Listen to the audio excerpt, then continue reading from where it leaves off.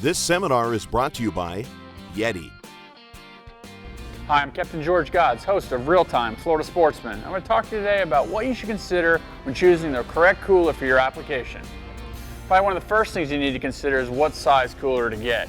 You know, a lot of these are coming now designed to fit underneath leaning posts. They also can fit in front of a console, but you really need to consider what you're going to be using the cooler for. Is the cooler going to be used to hold your drinks and your food for the day, or is it going to be a fish cooler? So that's a big consideration. You know, everybody probably wants to get the biggest cooler possible, but that's not always the best case.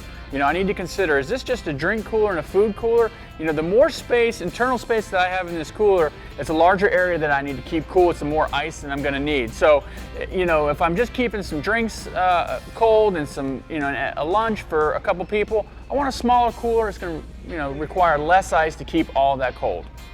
You know, if I'm going to be leaving this cooler on my boat at all times in this Florida sun, I want something that's going to last. Then I'm going to look for a high quality cooler, one that can withstand the elements. You know, and some things that I'm going to look for is, how thick walls, how much insulation is in the walls of these coolers. You know, I'm going to look for at least 2 inches of insulation, a good quality seal. Got to get a good seal, get some good ice retention through the day. You know, high quality latches that are not going to break. You know, good hinges. You know, even something as it doesn't seem as important, but a quality foot so this cooler doesn't slide around the deck of the boat.